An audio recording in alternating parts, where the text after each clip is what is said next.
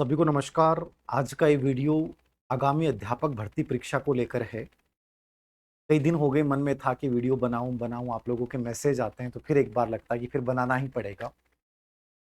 आज दो प्रकार के बच्चों के साथ बातचीत करूंगा मैं।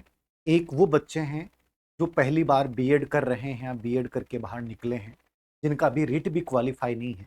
एक वो बच्चे हैं जो ऑलरेडी रिट क्वालिफाई कर चुके हैं, अभी ग्रेड थर्ड का भी एग्जाम दिया था, लेकिन कुछ अंकों की वजह से, कुछ डिलीट पर्सनों की वजह से वो बाहर हो गए और बड़े निराशा में डूबे हुए हैं कि सर क्या करें। और एक वो बच्चे हैं जिनको पता था कि ग्रेड थर्ड में हमारा नहीं होगा और अब आगे को लेकर उनको लग रहा है कि सर अध्यापक भर्ती परीक्षा के बारे में आपका क्या आइडिया है और क्या हमें अभी से तैयारी शुरू कर देनी चाहिए, इंतजार करना चाहिए, क्या संभावनाएं हैं। सोशल मीडिया पे कोई कहता आएगी, कोई कहता नहीं आएगी, कोई कहता डीपीसी होने के बाद आएगी। बहुत सारे सवाल हैं।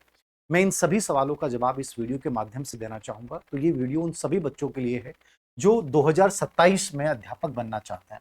मैंने 27 इसलिए लिखा है कि जो ग्रेड थर्ड की भर्ती आगामी पूरी होगी वो 27 में होगी और अपन उम्मीद करते हैं कि 27 में पूरी होकर और आपको नियुक्ति मिल जाएगी, क्योंकि 2026 तक ज्यादातर इस भर्ती प्रक्रिया का मामला सलटेगा। और चूंकि डीपीसी का मामला भी जो है वो सुलझ जाएगा, इसलिए अपन निश्चित रूप से मान सकते हैं कि आपके दिमाग में आता है कि सर कहाँ से आएंगी भर्तियां। 100% वैकेंसी आएंगी और बहुत अच्छे पदों पे आएंगी। यानी कुल मिला के इस बार जो भर्ती आई थी उससे ज्यादा पदों पे आगामी अध्यापक भर्ती परीक्षा आपकी होने वाली है। और आप ये सोचते हैं कि बहुत लंबा टाइम है, मैं कहता हूं कि कोई लंबा टाइम नहीं। मेरा ये मानना है कि जब कोई अभ्यर्थी किसी चीज की प्रिपरेशन करता है और वो जब तक कम से कम 10 बार उस टॉपिक का या उस सिलेबस का रिवीजन नहीं कर ले, वो कम से कम अपने शॉर्ट नोट्स नहीं बना ले, वो कम से कम 6-5 साल के पीवाईक्यू का बहुत अच्छे से एनालिसिस नहीं कर ले, तब तक वो उस भर्ती के लिए तैयार ही नहीं है। ये कोई जोकर वाला काम नहीं है कि आप अचानक से भर्ती आई, खड़े हुए और आपने पेपर दिया और आपके तुक्के सद गए और लग गए। ऐसा काम नहीं है। अब आने वाला टाइम है जहां आपको सिंसियरली चीजों को करना पड़ेगा, जहां पैटर्न को समझना पड़ेगा, खुद सेल्फ स्टडी बहुत अच्छे से करनी पड़ेगी। तो ये आज का वीडियो उन सब बच्चों के लिए है जो इस भर्ती परीक्षा को अपना ये मानते हैं कि हमारे लिए बहुत बड़ा अवसर है और हमें इसको देना है। मैं दोनों के लिए बातचीत करूंगा।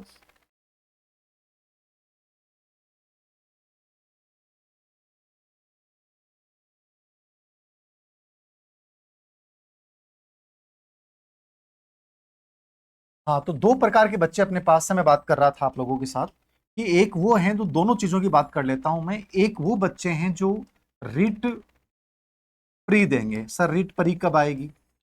सरकार की स्वीकृति का इंतजार है, संभवतः है अगले माह इसकी स्वीकृति मिल जाएगी। तो माध्यमिक शिक्षा बोर्ड के लेवल पे ये तैयारियां लगभग पूरी हैं। तो अपन ये मान के चलें कि अगस्त के बाद कभी भी रीट परी का एग्जाम हो सकता है। जो बच्चे पहली बार रीट क्वालिफाई करना चाहते हैं उसको सीरियसली लेना। इसलिए कह रहा हूँ क्योंकि पिछली बार का जो रीट परी था उसमें बहुत सारे बच्चे रह गए, मतलब क्वालिफाई नहीं कर पाए। तो इसको सीरियसली लेना है। और आप मेंस को दिमाग में मत रखिए। आपको कई लोग कहेंगे मेंस लो मेंस लो। मैं ये कहता हूं कि यदि रीट परी को ढंग से क्वालिफाई कर लिया, 60 से 70% नंबर आपने बना लिए, इसका पूरा सिलेबस अच्छे से कवर कर लिया, आपकी मेंस की लगभग ये मान के चलिए कि 60% तैयारी पूरी होगी। और 60 नहीं, मैं तो मानता हूं 70% तैयारी होगी। रीट परी में आपको क्या पढ़ना होता है? आपका सबसे इंपॉर्टेंट सब्जेक्ट है साइकोलॉजी। साइकोलॉजी करना है। ये सेम का सेम आपके ग्रेड थर्ड में आएगा। यहां साइकोलॉजी रीट की आपने ढंग से कवर कर ली, ये 30% ढंग से समझ लिए, क्योंकि बढ़िया लेवल का मनोविज्ञान। केवल आरपीसी में भी इतना अच्छा मनोविज्ञान नहीं आता जितना रीट में आता है। तो इसको शानदार तरीके से पढ़ो। सीटेट भी हो जाएगी, सेंटर की डी ट्रिपल एस भी, केवीएस, सब भर्तियों की प्रिपरेशन हो जाएगी। इसको ढंग से तैयार कर लो। टीचिंग मेथड आपने तैयार कर लिया, ये आपके सब जगह मेंस में भी काम आएगा, आगामी जितने भी सेंटर की भर्तियों में काम आएगा। आपका सब्जेक्ट 6 से 10 तक की जो बोर्ड की बुक्स हैं उनको तैयार कर लो। सब्जेक्ट तैयार कर लिया, टीचिंग मेथड तैयार कर लिया, साइकोलॉजी, इन पे ढंग से फोकस करो। सब्जेक्ट 6 से 10 तक का आपने तैयार कर लिया, आरबीसी बोर्ड की बुक्स को तैयार कर लिया, आपका 20 से 25% जीके भी तैयार हो जाएगा इसके साथ। क्योंकि लगभग अधीनस्थ सेवा चयन बोर्ड के जो प्रश्न होते हैं वो इन किताबों से आते हैं। इन 3 पार्ट पे फोकस किया। फिर आपने लैंग्वेज चुनी, हिंदी या इंग्लिश। इंग्लिश तब चुनिए जब आपको इंग्लिश थोड़ी ठीक आती है और आप सीईटी, आरएएस इन भर्ती परीक्षाओं को भी देना चाहते हैं, तो इंग्लिश अच्छा ऑप्शन है। अन्यथा आप संस्कृत में जाएं, जो भी जाएं, दोनों भाषाओं में से हिंदी आपके सब जगह आएगी, चाहे आप सीईटी दो, चाहे आगामी कोई भी भर्तियां दो, लगभग हिंदी आती है, तो वो भी आपका आगे आगामी रूप से काम आएगा। सब्जेक्ट आपका हो गया, साइकोलॉजी आपका हो गया, एक सेकंड लैंग्वेज हो सकता है यदि आपने संस्कृत ली, तो जो संस्कृत से नहीं हो उनके आगे कोई काम नहीं आएगा, बट फिर भी आपको रीट क्वालिफाई करने के लिए वो क्या है, जरूरी है। तो आप रीट को लेकर क्या सर पढ़ें। साइकोलॉजी के लिए मैं ये कहूंगा मेरी वाली बुक जो है पढ़ लें, क्योंकि अभी रीट के लिए नई बुक आने वाली है, पुराने वाली मत पढ़ना, रीट के लिए भी जस्ट नई बुक आएगी, चाहे तो समग्र मनोविज्ञान लेना है कोई भी लेना, ठीक है। टीचिंग मेथड के लिए आप डीएलएड की जो भी आपकी किताब चलती थी बीएड या बीएसटीसी लेवल पे, आपको मेरे अनुसार शुरुआत वहां से करनी चाहिए, क्योंकि एज इट इज वो लैंग्वेज आती है। बाकी मार्केट में बहुत सारी गाइडें हैं लेकिन वो परफेक्ट नहीं है। इसकी यद्यपि पीवाईक्यू की बेस की किताब मैं भी निकालूंगा, लेकिन टाइम लगेगा, वो पीवाईक्यू बेस होगी, यद्यपि सब चीजें उसमें डालेंगे, लेकिन कोई भी डीएलएड लेवल पे या बीएड लेवल पे जो आपकी टीचिंग मेथड की किताब थी वो मिल जाती है, तो वो आप पढ़िए या फिर मार्केट से कोई गाइड लेके आ जाइए। राजस्थान बोर्ड अपना सब्जेक्ट है वो राजस्थान बोर्ड की बुक से तैयार करें, या कोई स्पेशल कोई अच्छे राइटर ने गाइड लिखी है, या आप कोई कोचिंग कर रहे हैं। ये दो राय है कि सर कोचिंग करें कि नहीं करें। मेरे अनुसार यदि सेल्फ स्टडी भी करते हैं तो कोचिंग की कोई जरूरत नहीं है, कि ढंग से ईमानदारी से मेहनत करते हैं तो हो जाएगी रीट। और मैं तो ये कहता हूँ मेंस के लिए भी आप सेल्फ स्टडी करें, इससे बढ़िया कोई तरीका नहीं है। हाँ, फिर आपको लगता है कोई पार्ट मेरा कमजोर है जहां मुझे मदद लेने की जरूरत है तो वो कर लीजिए, बाकी सेल्फ स्टडी कर सकते हैं। रूटीन बनाना है, घर पे पढ़ाई नहीं होती तो आप कोचिंग ज्वाइन कीजिए, लेकिन मेरी आपको राय है कि जहां तक वो जितना हो शॉर्ट नोट्स बनाइए, सेल्फ पढ़िए, एनालिसिस कीजिए, अपनी कमियों पे काम कीजिए। तो ये तो रीट परी की बात हो गई। अपन ये मान के चलते हैं कि सितंबर अक्टूबर में ये एग्जाम हो सकता है। मेरे अनुसार जिनका क्वालिफाई नहीं हुआ उनको पूरा इस पे फोकस करना है और कोशिश करें कि अपन 80% तक जाएं, क्योंकि यहाँ यदि 80% आते हैं तो आपकी मेंस की लगभग 70% के आसपास आपकी तैयारी होगी। और इसके लिए मैंने बता दिया, साइकोलॉजी अवनी ले आए, या मेरे वाले से कोई बढ़िया लगती है तो वो ले आए आप, ठीक है। टीचिंग मेथड आप कोई भी डीएलएड या बीएसटीसी की बीएड की जो किताबें हैं वो देख सकते हैं, या कोई भी किताब मार्केट में गाइड एक बार ले आए, और एक पीवाईक्यू मेथड की जरूर लेके आना, और स्पेशली उसमें 2 साल के पेपर जरूर हों।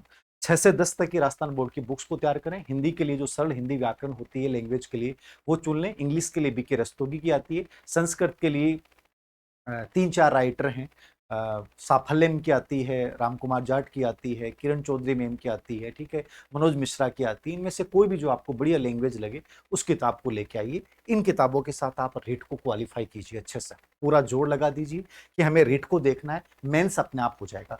एक्स्ट्रा टाइम आपको मिलता है तो केवल आप ये कर सकते हैं कि राजस्थान जीके को लेकर साथ चल सकते हैं।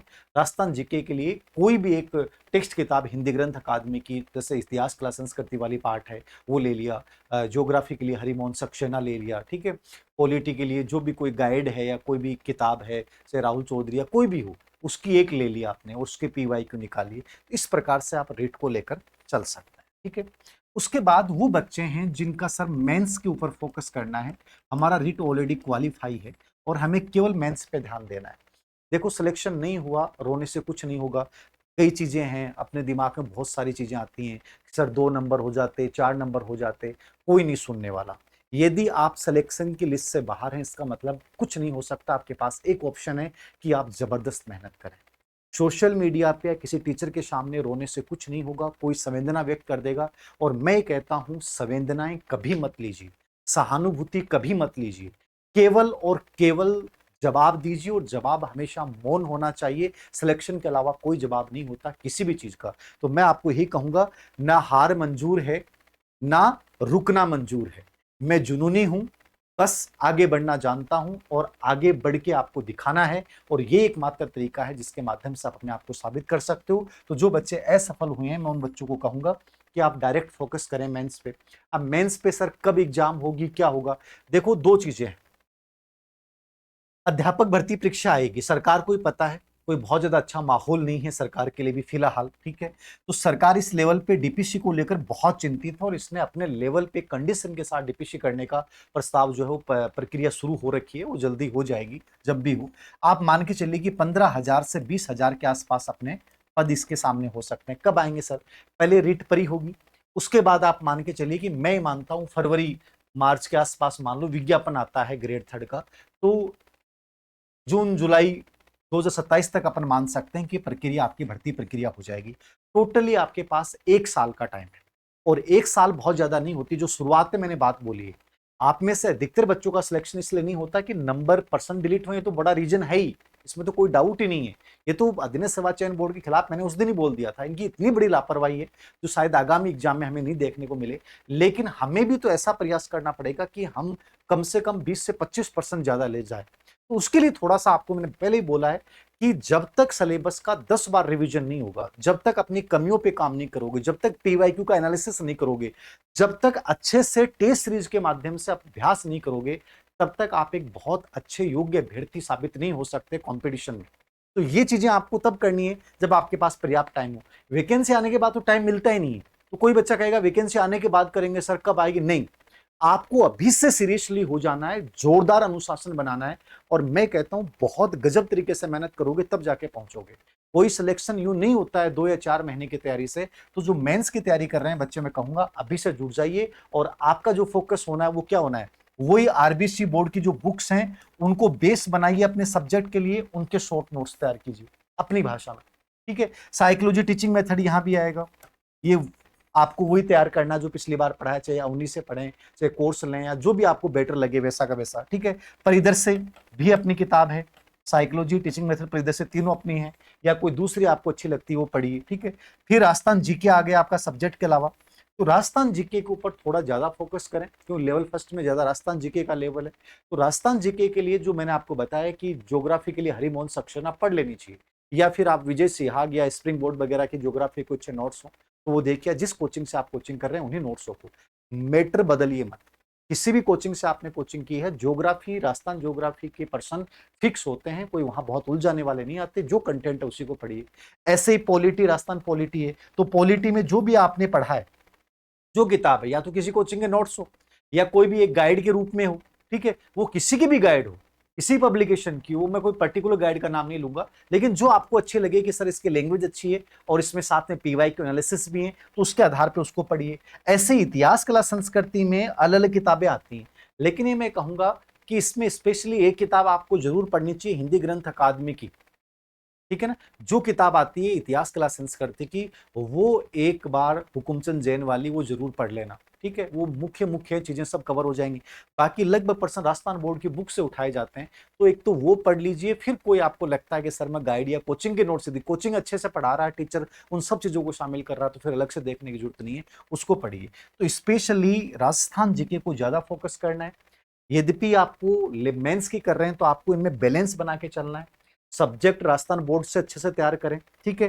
राजस्थान जीके को राजस्थान बोर्ड प्लस कोई भी कोचिंग नोट्स या कोई भी जो गाइड है, या अलग अलग जो बुक्स मैंने बताई हैं, ज्योग्राफी के लिए पढ़िए, पॉलिटी के लिए पढ़िए, इतिहास, कला, संस्कृति के लिए पढ़िए, भाषा साहित्य के लिए पर्टिकुलर इतिहास, कला, संस्कृति में ही आते हैं, बाकी अलग से संस्करण भी आते हैं, तो वो भी आप निकाल सकते हैं। तो थोड़ा सा मेहनत कीजिए, और इसके साथ एक काम कीजिए कि कोई भी टेस्ट सीरीज ऑनलाइन ज्वाइन कर लीजिए, ठीक है। ऑफलाइन यदि पॉसिबल नहीं हो तो ऑफलाइन पॉसिबल हो तो ऑफलाइन कर लीजिए।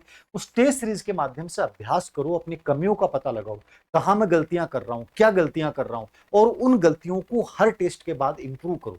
जब तक इंप्रूव नहीं करोगे तब तक कुछ परिणाम नहीं निकलेगा। और यदि इस तरीके से तुम 8 या 10 महीने अभ्यास कर लेते हो, तो मैं कहूंगा कि आप टॉप 200 या टॉप 500 में आ जाओ, ये तय मान के चलो। और यदि आप बैठे हो अभी मुंह लटका के सर कब आएगी, ठीक सूचना बताओ, सूचनाएं किसी के पास नहीं है, ना मेरे पास है, ना किसी और के पास है। ये वर्तमान सरकार है, इसमें कब क्या हो जाता है किसी को कोई आइडिया नहीं, कब क्या आएगा कुछ पता नहीं। इसलिए सूचनाओं के भरोसे मत रहो, सोशल मीडिया के भरोसे मत रहो, ये वीडियो मत देखो कि वहां से वैकेंसी आएगी, कोई वीडियो नहीं देखना। सोशल मीडिया को मुश्किल से दिन में 5 या 10 या 15 मिनट यूज करना है, और वो नहीं भी करो तो कोई फर्क नहीं पड़ेगा। केवल और केवल सही कंटेंट, बार बार रिवीजन, पीवाई के एनालिसिस और टेस्ट सीरीज के माध्यम से अभ्यास, ये कर लो। और ये सोच लो कि मुझे 2027 में मार्च के बाद कभी भी ग्रेड 3 का एग्जाम हो सकता है, मुझे उसको देना है, और देना नहीं, उसको बहुत अच्छे नंबर से क्वालिफाई करना है। ये तुम्हारे दिमाग में चलना चाहिए, इसके अलावा बेटा कुछ नहीं सोचना है। तो दोनों प्रकार के बच्चों के लिए मैंने एनालिसिस करके शॉर्ट एंड स्वीट बता दिया है कि जो लेवल फर्स्ट में, लेवल सेकंड में जो बच्चे हैं जिनका रीट परी नहीं हुआ, पहले इस पे फोकस कीजिए। इसके सिलेबस में संतुष्टि आ गई, उसके साथ टाइम मिले तो राजस्थान जीके एक्स्ट्रा पढ़ना स्टार्ट कर दें, वरना नहीं करें। जो बच्चे प्री और मेंस जो दे रहे हैं, वो बच्चों को ध्यान में रखना है, तो केवल मेंस से फोकस करें। मान लीजिए आपको लगता है सर रीट परी प्लस मेंस लेके चले जाएं, तो मैंने कहा कि मेंस रिट प्री के साथ आप केवल राजस्थान जीके एक्स्ट्रा ऐड करना, बाकी कुछ एक्स्ट्रा ऐड मत करना, क्योंकि इसके साथ बहुत सारी चीजें तैयार हो जाएंगी। बाकी इसको ढंग से कवर करना, सब चीजें हो जाएंगी। लेवल फर्स्ट लेवल सेकंड का डिफरेंस यही है कि लेवल सेकंड में, लेवल फर्स्ट में जीके का बड़ा रोल है, तो बच्चे जीके पे ज्यादा फोकस करें। बाकी जो अपने हिंदी है, इंग्लिश है, उनका मैथ रीजनिंग वाला पार्ट है, वो चारों पांचों सब्जेक्ट जो आते हैं, उनको जो कमजोर पार्ट रहा आपका इस भर्ती में, उस पे इस बार शुरुआत वहीं से करें।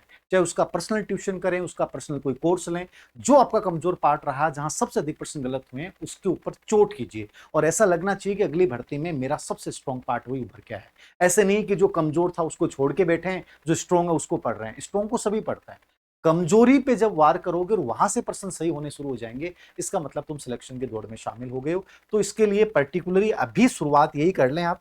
जैसे ही इसकी कोई बड़ी संभावना बनती है, मैं एक प्रॉपरली वीडियो भी बना दूंगा, यद्यपि मैंने पहले से बना रखा है। लेकिन चाहे आप किसी भी सब्जेक्ट से प्रिपरेशन कर रहे हैं, राजस्थान बोर्ड एनसीईआरटी को आपको बेस बनाना है, साइकोलॉजी टीचिंग मेथड आपको पढ़ने हैं, राजस्थान जीके के लिए वही चीजें पढ़नी है जो आपने पहले पढ़ी हैं। थोड़ा सा उसमें अधीनस्थ सेवा चयन बोर्ड के 5 साल के पेपरों का पैटर्न देख लीजिए कि कैसे प्रश्न आते हैं, किस लेवल के प्रश्न आते हैं, उनको समावेश कीजिए और उसके अकॉर्डिंग अपनी तैयारी को बनाइए। एक अच्छा ग्रुप बना सकते हैं, अच्छे लोगों से जुड़िए, कम लोगों से जुड़िए, अनावश्यक चीजें हटाइए और ये कॉन्फ्लिक्ट दूर कर दीजिए कि सर वैकेंसी कब आएगी। केवल ओवर थिंकिंग पैदा होती है, जितना सोचोगे ओवर थिंकिंग में डूबे रहोगे, टाइम खराब हो जाएगा और लास्ट में मौका ही पड़ेगा कि सर परीक्षा में आते हुए प्रश्न गलत हो गए क्योंकि आप रिवीजन नहीं कर पाए। 10 बार रिवीजन करना है यदि तुम्हें अध्यापक बनना है। 10 बार कंडीशन मान लो कि 10 बार रिवीजन करूंगा, एक एक कॉन्सेप्ट क्लियर हो जाएगा। ये कुछ चीजें थी जो मेरे अनुसार आपको फॉलो करनी चाहिए। जल्दी रीट परीक्षा आपके सामने विज्ञापन आ जाएगा। Thank you.